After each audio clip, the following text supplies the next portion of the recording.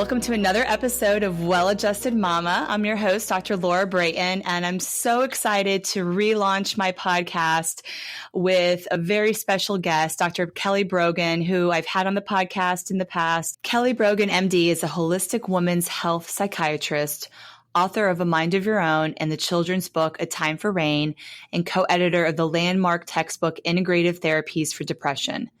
She completed her psychiatric training and fellowship at NYU Medical Center after graduating from Cornell University Medical College and has a BS from M.I.T. in Systems Neuroscience. She is board certified in psychiatry, psychosomatic medicine, and integrative holistic medicine, and is specialized in a root cause resolution approach to psychiatric syndromes and symptoms. She's a certified KRI Kundalini Yoga teacher and mother of two.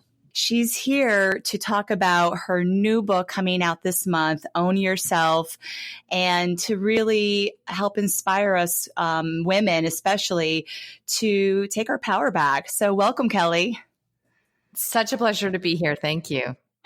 Yes. So a lot's happened since I had you on my podcast last. We had talked about your first book, New York Times bestseller, A Mind of Your Own. And that was wildly successful. But I know it was also quite a challenge. There was like a lot of resistance from culture and big pharma and other sources that really wanted to shut your message and your truth down. So I was hoping you could share a little bit kind of how you've kind of come through that. And now you're here with your second book. It's so interesting because I've gotten feedback from a couple of folks I've done repeated interviews with. So I wonder what you'll think at the end of our time together, but just that my energy, intent, and I don't know, just sort of the mission of this book has a different signature. And I have had quite the spiritual journey since the publication of A Mind of Your Own. And to be honest, looking back, I wrote that book with so much righteous anger that I can imagine on some level I might have attracted energetically, the pushback that I did receive, because it was quite significant. It went on actually for about a year and a half of just, my entire team just on guard at all times, like troll waves nonstop, death threats. I mean, aerial pictures of my house on the internet. I mean, it was pretty ugly. And I'm built to be largely unfazed by this kind of criticism. Meanwhile, if my partner looks at me the wrong way, I'm like crying in the fetal position in the corner. So it's not like I'm, impervious, but for whatever reason, it really doesn't bother me. And maybe because I know that this is just the nature of complex change on the level of the collective. This is just what polarities are all about. But I wrote the book and I thought, A Mind of Your Own. And I thought, well, once people have this information, no one is ever going to take a medication again. How could you? Once the science is known. And I slowly but surely got the memo that it's actually not about information. It's not even really about science, that we are at, I think many of us, at this very, very tender point in our evolution, where we're at this crossroads and we have a choice to kind of strap that mask we've been wearing on even tighter, or we can learn to just let it fall off and understand what it is to live life in this raw and vulnerable way that ultimately represents a kind of power we were never even permitted to know was ours to claim. And so that's really more my intention with this book, which is really about living the life, right? Like about moving through the tight spots and navigating medical crises without running to the doctor or emergency room, really understanding what the anatomy of the dark night of the soul really is, what it looks like for all of us. How is it an archetypal human experience we haven't really been told about previously? And really to foreground what's possible. That's become my mission, is to make sure that everybody knows that radical healing is indeed possible without exception. If you have the belief that it is fundamentally. So I've come to understand, it's not about convincing anyone, that it's really about validating the intuition of those who know there's got to be a better way, and to help them achieve that. I totally agree with everything you just said. And I think what was so inspiring in Own Yourself is you have so many real life stories of real, people that you've worked with who've had these radical healings, these huge transformations. And the reality is healing always comes from within. So here, these people felt that calling, but yet were had gone a different route, and were just knew with their very depth of their soul that the medications weren't the right answer, and they weren't fixing them. And they were like, but I deserve more. And they found you, they found your online program, and they were able to heal and have such a different life on the other end of it. It's so beautiful to hear their stories. Yeah. I mean, I played such a minor role. I mean, if anything, I was, kind of the midwife in the corner knitting her blanket, just saying, keep going, you're doing great, and that's all that many of these individuals needed, was just for one person, obviously, with my background and credentials, as somebody who could have been their prescriber previously. Right. And in the case of some of my own patients, I was, the one to start them on medication back in the day. That holds a special alchemy, obviously, that I can't ignore, that I came from the belly of the beast. I completely understand what it is to believe that medication is the right choice. I mean, I believed that for many, many years of my training, to the extent that I specialized in prescribing psychotropic medication to pregnant and breastfeeding women. I mean, that's how much I believed in it, perhaps more than so many others in my field, so many colleagues who might have said, well, maybe psychotherapy is a better choice in that case. That wasn't my perspective. So I get it. And now, I've come to see how that might not be the best fit for many, many individuals who fall into the category of limited benefit and very significant risk associated with this type of medical intervention.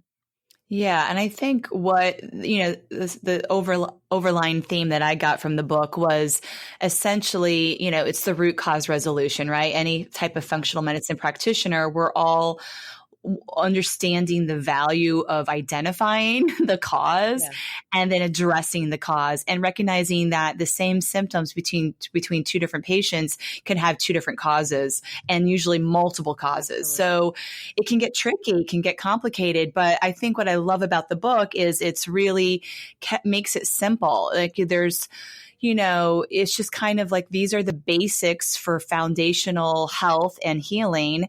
And if you're willing to commit to these lifestyle changes, you're going to see a change even within 30 days. I mean, it can really be that fast. So that's really so cool. Yes, it's become really clear to me that this is almost the protocol that I use. It's almost like a ritual, right? And it's a ritual that is very effective at resetting the nervous system and moving it out of a helpless, dependent, kind of chronic, vigilant state and into a state that's really quite compatible with regeneration, which is a state of localizing control and power within. And it can happen through these very disruptive but simple self-care engagements, right? So as you begin to see, oh, I made this choice and now I feel better. Like I went from pooping once a week to pooping every day. And all that I changed was what I have for breakfast. Or, as you begin to connect these dots, there is like a bio energetic signature to that. And your nervous system then comes into a state that is compatible with radical healing. I can't otherwise explain the outcomes that we get. And interestingly, it's been very humbling to me on an ego level to see that the outcomes that I get with the very same protocol in my practice pale in comparison to those that come from my online program, and even people who read A Mind of Your Own and did this on their own, no program at all, other than a book, maybe even they got, from their library. So this is not about, a top-down, sort of find the expert, find the authority, and make sure you have access to them. It's simply about activating that innate response. And that's why I keep coming back to the fact that there are, a couple of basic ingredients. One of them is believing that this is possible. So feeling that, yes, when I talk about the capacity that we have to heal in ways that defy the dogma, of the allopathic establishment, and that we exercise our power of choice. So I'm a huge believer that that's one of the probably most important defining features of being a human, is that we always retain choice. And even if we are in a situation where we are playing the seeming objective role of victim, we still have a choice about the story we're telling ourselves in that moment. Right. So we always have that choice. And how can you exercise it to begin to lead from a place of empowerment, commitment, discipline, and personal responsibility? So this is where I've gotten a lot of criticism, is around, really my belief that anyone can take responsibility for their experience, because it feels like blaming the victim, right? Like, how can you say to somebody who has formerly believed that their quote unquote mental illness is a genetic problem that they were born with, and it represents a chemical imbalance that they can't obviously fix themselves without medication? How can you say to that person that they have personal responsibility when it comes to their health, right? It feels almost cruel. But if we reframe it as being responsibility, right? So I love breaking down the word, because it feels like an indictment, but in fact, it's cultivating the capacity for response, right? So how do you respond rather than react, rather than recapitulating these old patterns that maybe have lived in your family for generations, right? These patterns of difficulty and adversity and challenge and victimhood. How can you cultivate the capacity to respond through your awareness and active engagement? And I believe, that I've come on this sort of very basic ritual to liberate that responsibility, but it requires really a belief that you play a significant role. And obviously, functional medicine has popularized that notion that every single person's health experience is unique, individual, and that there is meaning. There's a story that's yours alone to unpack and understand. And are you interested in that? Like, does that sound compelling to you? Because if so, come over here. Yeah. Exactly. And I love that, it's moving our culture away from the victim, why me? Why do I have this diagnosis, autoimmunity, cancer, whatever it may be, and all of the fear and anger and all these emotions that come with that, right? And almost like the death sentence that can occur for people if they accept it. And then the radical healing miracles that occur in another subset of patients that say, okay, this is where I'm at, right? My health is not in a good place. And what do I do about it? And, chemo and radiation may not be the right answer. And, I know your mentor, Nick Gonzalez, was, hugely helpful with the cancer population and helping their bodies heal and restore. Yes, he was something like a Jesus figure in my life, and many others, not just mine. And so he had this very, very powerful energy, and what he conferred was a kind of fearlessness and faith that I believe has been transmitted to me. Because before I met him, of course, I would have said, well, yeah, I believe in holistic medicine, but like terminal, hospice bound cancer, I'm not sure. I don't know, or, so many other degenerative conditions, including even type 1 diabetes. I mean, before he passed, I compelled him to write up this case report that we ultimately published posthumously. I have, it written up on my blog too. He just helped me to see, no, there are no carve outs, none. There are no carve outs for what natural medicine can achieve. However, he said that basically belief and faith need to come from within, that they cannot be induced, coerced, or even really inspired. And so I found that, wow, this is this ineffable ingredient. It's the readiness. And I look at so many aspects of my, of my life. Like right now I'm reading this book. I've probably been recommended this book, I don't know, probably 12 times from different folks in my life. You've probably even heard of it. It's called Rich Dad, Poor Dad, right? And yes. it's about finances.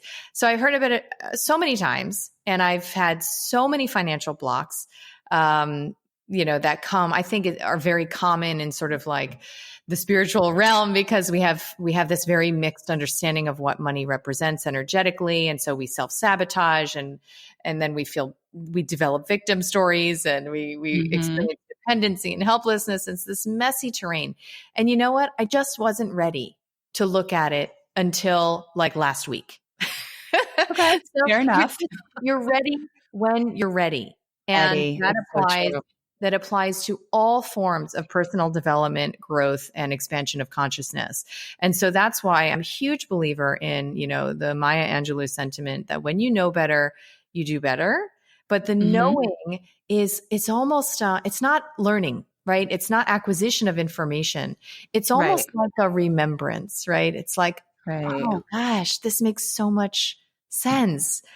And now I'm ready to apply it, So that's where, the information in these books, it's only there to support. It's not there to imply that this is the way, because trust me, I've learned through some very challenging clinical cases, I've treated in my practice, that I have the capacity to persuade. Just rhetorically, I've been, I don't know what, given those skills, but it's not the way. It's not the way. So I've really focused my energy on people who are ready, who feel that sort of rattling of their soul in the cage, and they feel like it's time to step into my power. It's time to level up, and it's time to get stronger and grow my capacity, but not through the control-based means I might have been told about in my family of origin. Instead, through this engagement of an emotional breadth and stamina, right? And emotional intelligence and intimacy that is not going to be afforded to me if I'm consistently running from the parts of me that scare me the most. Right. I was hoping you could maybe even go into that a little bit more, the dark night of the soul. Some of our listeners may not really know what you mean by that, but I think it's really important. So can you elaborate on that? Sure. I didn't know what that meant. Gosh, just not too many years ago. Because when I started offering the women in my practice the opportunity to come off of psychiatric medication after I read Anatomy of an Epidemic, it's by investigative journalist Robert Whitaker. And I finished this book basically on the heels of having just brought my Hashimoto's thyroiditis, my first medical condition postpartum, my first pregnancy, into remission. And so I was very ripe to reconsider a lot of what I had learned, because I had never learned, that you can put an autoimmune condition into remission. I had never learned that nutrition was relevant to any medical outcomes. And so, my interest was quite piqued. And so I read this book and I allowed it to impact me. I allowed it to teach me that the non-industry funded literature tells a different story about psychotropic medications, and actually pretty robustly demonstrates that they induce chronic recidivistic conditions that they purport to resolve. Right. And so it's like this real bait and switch.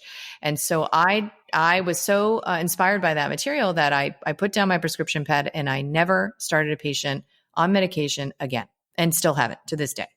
And so I was that committed, that I began to see, okay, so what does a medication taper look like when there's no chance of restarting the medication, right? Like when there's that level of commitment. And at that time, I was an atheist. I was not in any way identified with, spirituality or consciousness expansion or any of the things that interest me today. And I began to see one individual after another moving through what has been described by, mystics the world over as the dark night of the soul, which is essentially a painful awakening process where the you that you thought you were, largely in service of the expectations of others in your life, and your family, is not actually consistent with the you that you are meant to be, right? And the you that you've always, in fact, been.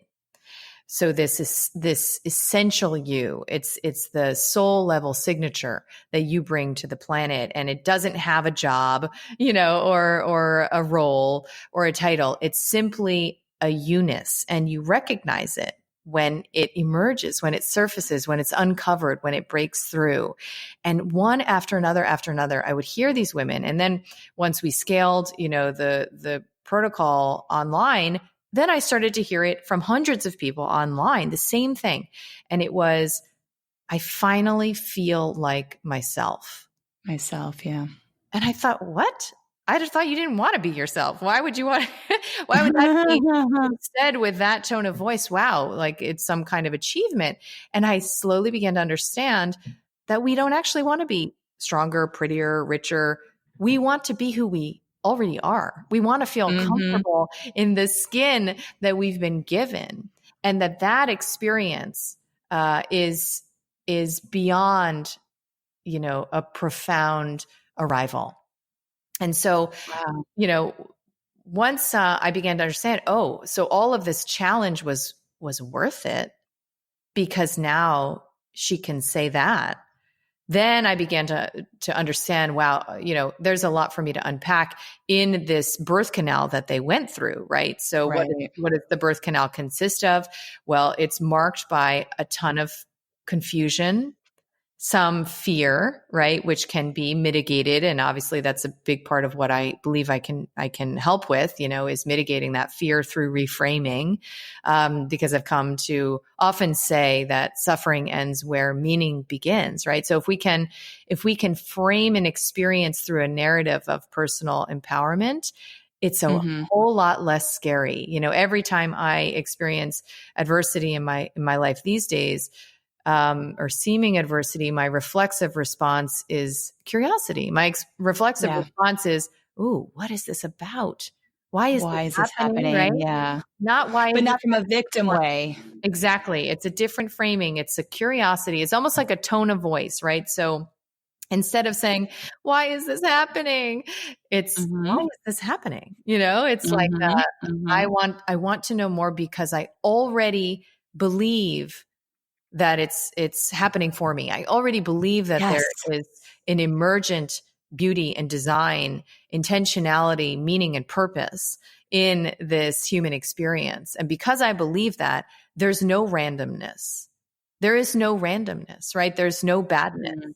And perhaps even there is only reflection of my held belief about who I am, what I'm made of, and what I'm here to do, right? So how can we begin to slowly soften towards ourselves, slowly heal all of those patterns of self-judgment and self-criticism so that we become increasingly impervious to that coming from the outside, and then it actually stops coming from the outside. Right. And so what does this process look like? It's, I describe in the book that it's kind of like, your whole house crumbles to the ground and you're standing there homeless in the rubble. And, it's like, I'm in a field across the street saying, all right, what's your new house going to look like? And you're like, what? I don't know how to build a house. I'm not an architect. What do you mean? How can you say that to me? Look at me. I'm homeless. And so there's this tension between the essential elements of one's identity, right? The labels, the defensive structures, and this magnetic pull towards an experience in life that on a deep level, is coming, you're entitled to, and that is going to feel so different in ways that you probably can't imagine, because if you could imagine it, it would be from your old consciousness because the shift hasn't taken place yet. So it's like that in between, and not unlike childbirth, at the moment of transition, when the baby is literally about to emerge from the vaginal canal, that is the most notorious moment of darkness for the birthing mother, right? Because, that's when she says, I can't do this. Like, get me the epidural, or I can't, like, I give up, I quit. And of course, the baby at that point can't crawl back up into the birth canal. And there's only one way, only one way out. And it's through. And Robert Frost said that, the way out is through. And it's just that we don't have really a cultural context for what that looks like. And I've had the privilege of witnessing this process hundreds and hundreds of times at this point and experiencing it. So probably my greatest credential at this point is that I have myself passed through many a dark birth canal, many turns of this spiral process where I thought, I don't know if I can do this. I don't know if I can do this. And lo and behold, a new, more authentic version of myself emerges on the other end that is less driven by these old programs that did serve a purpose. They did from my childhood and onward. And at this point, and it usually happens for women in their mid 30s to mid 40s, that we began to get that sort of call. It's like a call that we hear, and you have the choice to say no. You always do. But if you feel it becomes irresistible, then, I've done my best to provide a lot of practical tips and tools and sort of tales from the trenches so that, you're not alone. Yeah, that's amazing. And I think, along the line of the Brayton birth method, where, my mission and purpose is to help empower women during pregnancy and the birth process, and really moving away from the medication and the medicalization of birth, because I do feel that when a woman is at her strongest when she's having a unmedicated natural birth. Yeah. I've had the privilege of having a home birth in the water 2 years ago. Right. And it was the most empowering moment of my life, no doubt. And I hear that over and over again from all women that have experienced that. But yet we're such a small subset of birthing moms in the US, and I'd love for more women to know that this is possible. They are strong enough. They are capable. And they don't need that epidural. They don't need the other drugs that are given during birth. So it's all connected. This is like, it's the same thing. It's all the same. Yeah. These are all iterations of the same expression of our collective consciousness, right? Because what I have to say about psychotropic medications, I certainly have to say about birth. And it's interesting because that was my first real introduction to the divergence between consensus medical practice and what the evidence supports. When I was pregnant with my first daughter, whatever it was, 11 something years ago now, amazingly, I only decided to have a natural birth in a birthing center because of the science. Remember, I was no like crunchy hippie at that point. In fact, I was quite discouraging of everything that represented. And because I'm my shadow and all of what my defensive structure consists of is hyper controlling, and especially through the lens of intellect. I had a supposedly progressive OB at the time, and I said, she doesn't know more than me. I'm going to do this research myself. And I am going to make my own decisions about, what the evidence shows around episiotomy and fetal monitoring and ultrasound and the Hep B vaccine and all these decisions that I had to make. So science was my bridge to what it is to live, live in a body, navigate the challenges of being embodied and understand the risks that you're taking on when you fight with it. Right. So the evidence-based risks of medical interventions. So, I came to the safer, higher yield path through the science itself. And it's interesting because, my first birth was, it was a natural birth, complete with back labor and all the rest. But it was from a very yang place, right? It was from a very masculine place.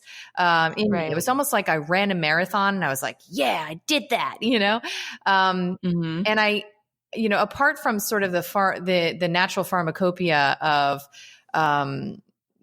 neurochemistry that I experienced shortly after birth, where I just felt, wow, it was beautiful. It was joyful. Oxytocin. Yeah, it was a very, very joyful moment. But the experience was engaged through the vector of science, I have to say.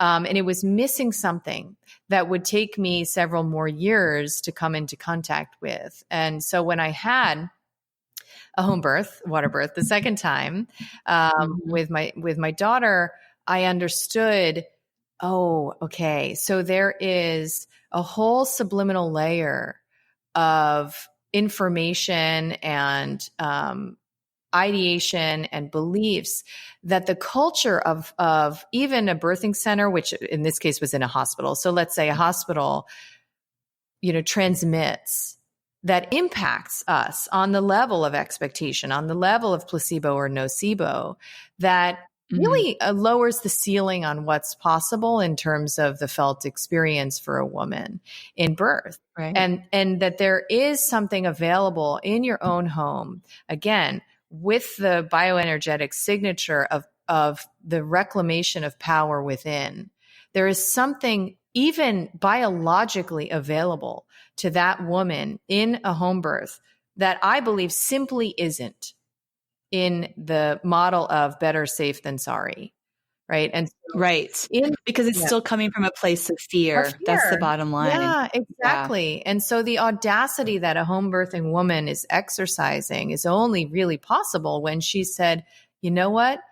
My joy and my personal power are more impactful and more strong in this moment than my fear. That's a necessary posture, right? So when I birthed at home, I had a moment I will never forget. I can barely talk about it without crying, so I will do my best in this moment.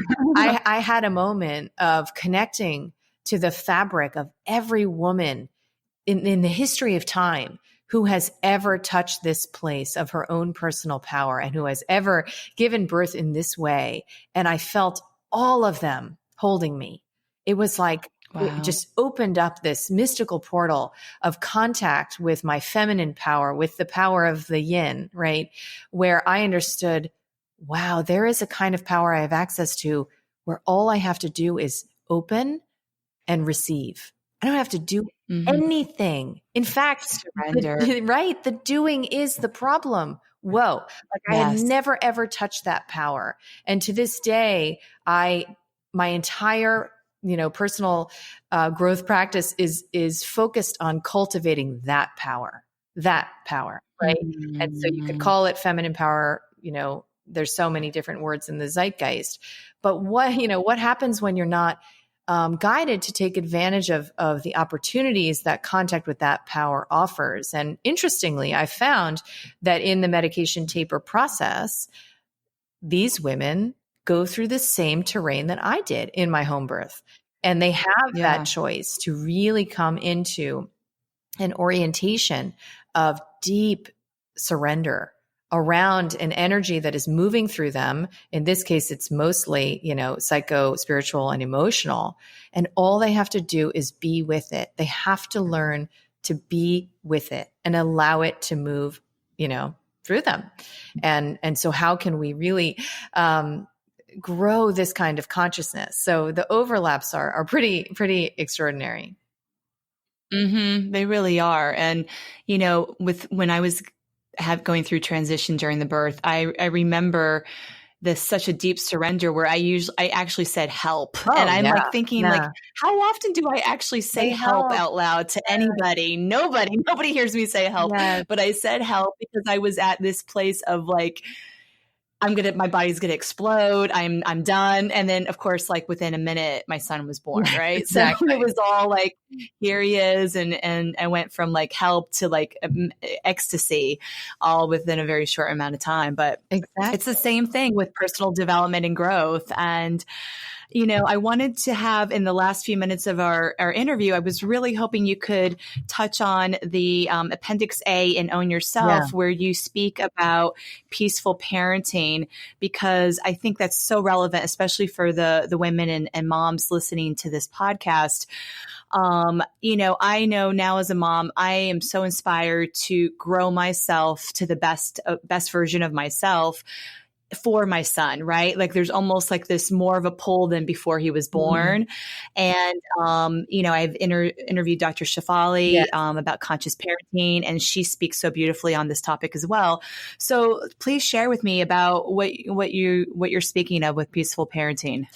Yes. So again, it's all interconnected. And what I've found is that in the spiritual awakening process, if we are learning something, right, it's learning to be okay with not being okay. So it's learning to grow that adult consciousness. And the signature, in my opinion, of adult consciousness is the capacity to hold both the good and the bad in every single moment, in every single person at all times, right? So we may never achieve this in our lifetime, but that is the aspirational goal, because the childlike consciousness sees only the good or the bad and projects the other, right? So you're either yourself a bad person and you're just overly admiring of or aggrandizing of all those people out there who've got it all right and they're so successful and they're so this and so that, and look at you suck, right? So you're either that, or you're in a place, which is kind of more my story as a seemingly self-confident woman, right? But only confident because I have very expertly curated all of the elements of my personality that I find consistent with the admiration, approval, or at least respect of others. And then there's my bad object, right? Which is all this huge repository of all of the elements of myself, the manipulative parts, the lazy parts, the incompetent parts, the ignorant parts, the tired parts, the brash parts, all of it is all tucked away into some, catacomb within me beyond my awareness, right? So, but I'm still living in a world, and this is most exemplified by activism. Every activist has this issue in spades, by activism where, I'm trying to defeat the enemy, right? Or it's a kind of warfare because I haven't graduated to the point at which I can understand that enemy is just as much me as I am me, right? And so this is so applicable to parenting, because women can fall into the trap of curating and cultivating the aspects of their personality, of their decision-making, of their beinghood that are consistent with being a good mom. But then we have these moments of breakdown where the bad mom emerges, and then we spend the rest of our psychic life feeling shame, guilt, resentment, and remorse around that, right? So this is like the story of the modern mother, right? And so the relevance of this material to mothering, I think, cannot be overstated, because that's where I have seen the most incredible growth in my life is evidence to me through my children. I picked up my daughter, my youngest, yesterday from school, and this little boy came up to me in her class, and he came in, I've never spoken to him before, like directly. I mean, he's 7, and he came up to me and he looked me in the eyes and he said, "Is it true that you don't yell at Lucia and that you never put her in timeouts?" And meanwhile, his mom is like 3 feet away from me, and my daughter is in back of him. And I said, "Well, yeah, I guess so." And he marches up to his mom and he says, "I'm mad at you." Oh boy, this was not good. This is not a good dynamic I've set up with this mom. But, it was a really proud moment for me that she could tell her classmate, that there's another way. And so that she could experience the contrast, and that maybe he and his mom could have some conversations about, how he feels when she yells or whatever. Maybe she doesn't even yell. Who knows if it's even true, but how he feels in general. And also because, it wasn't always like that. I mean, I've never been a yeller because I grew up in that household and I vowed that I would never do that. But it was like this kind of, I don't know, almost like a false boundary, because my energy of rejection of my, children's behavior comes through even if I'm speaking in this tone, right? So the evolution of her experience as a child has been pretty marked. And I think it's because I have grown my capacity to tend to myself, to soothe myself in moments when I'm triggered. Right. So right. The mama self-care is so huge. It's the most important thing we can give our children is our own self-care. So, from a very early age, my daughters have known that I practice meditation in the morning, and that's a time when I'm not going to respond to their needs, period. So it doesn't matter if they have a question. I mean, from when they were like 3, if they have a question, if they need something, if they wake up while I'm doing it, do not bother me. Right. So that sounds like, well, how do you do that? And of course they're going to, but the truth is that you can model for children, your own self-care comes first.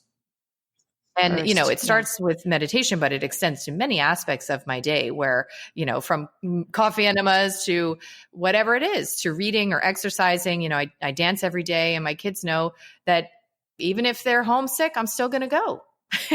Right? Like it's essential to me, to them. Right. So it transmits to them and they feel that and they know that, but it also comes down to they're learning it too, which is so beautiful to teach them. Exactly. And it also comes down to these like small moments of, our own relationship to felt judgment from our children or felt needs that we can't imagine we can meet, on their behalf, because I talk about this anecdote in the book where, I moved from the Northeast to Miami, and it represented a pretty massive spiritual upheaval, not only for me, but my family of origin, and really kind of like an ending of lineage level cycles of prioritizing work productivity and achievement over the experiences of joy, pleasure, and simply being right in the world. And so this move was a massive deal for me. I mean, not only for the logistical reasons of an interstate move, and,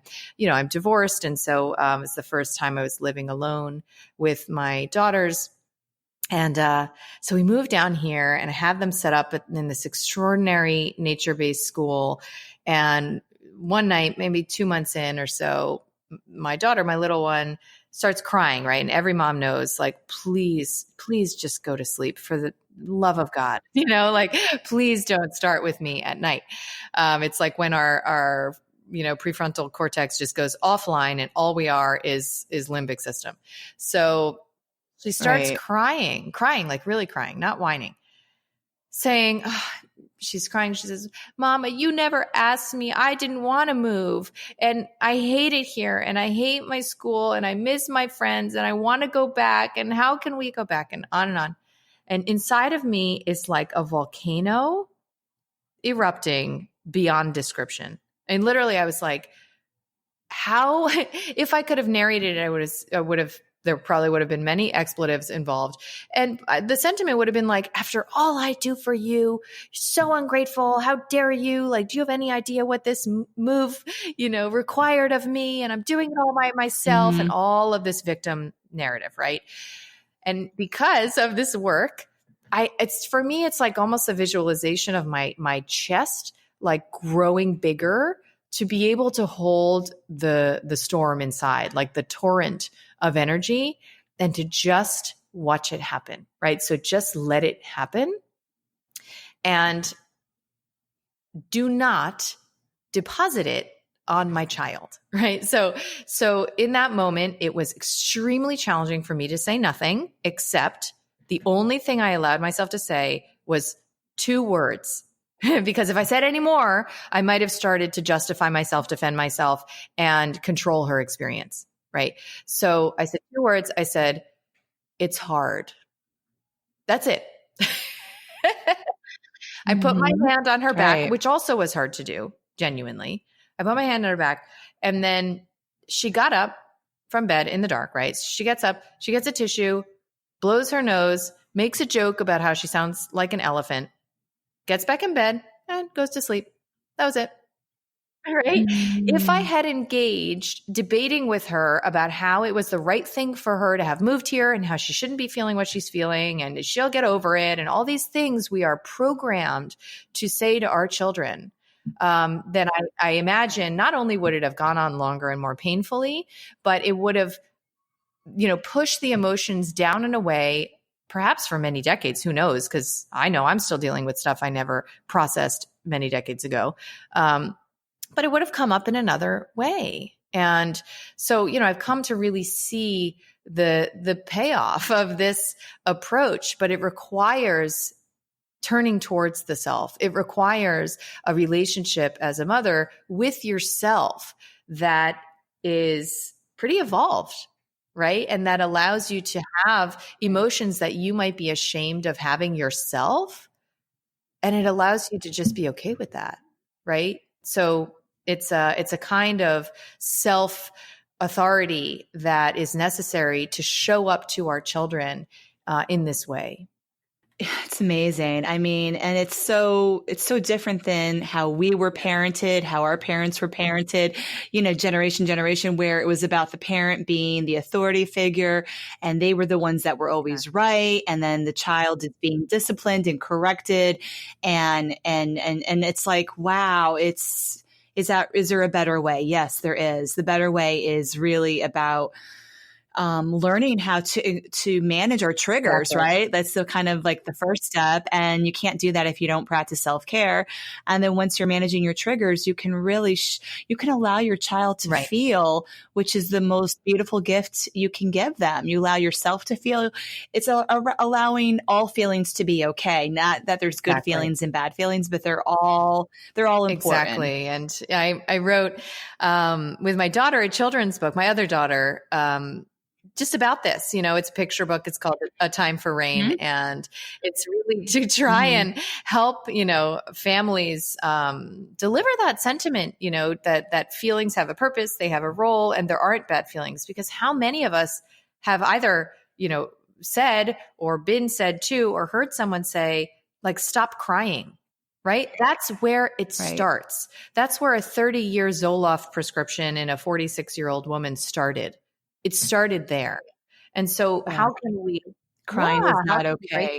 And I would say that's even harder, I would say, for boys. Yes. I see that even with my son and my husband and their dynamic, where the boys aren't supposed to be crying and having emotional exactly. feelings. And I'm like, of course he's exactly. supposed to. Exactly. Then we wonder why it's difficult to have partnership with them.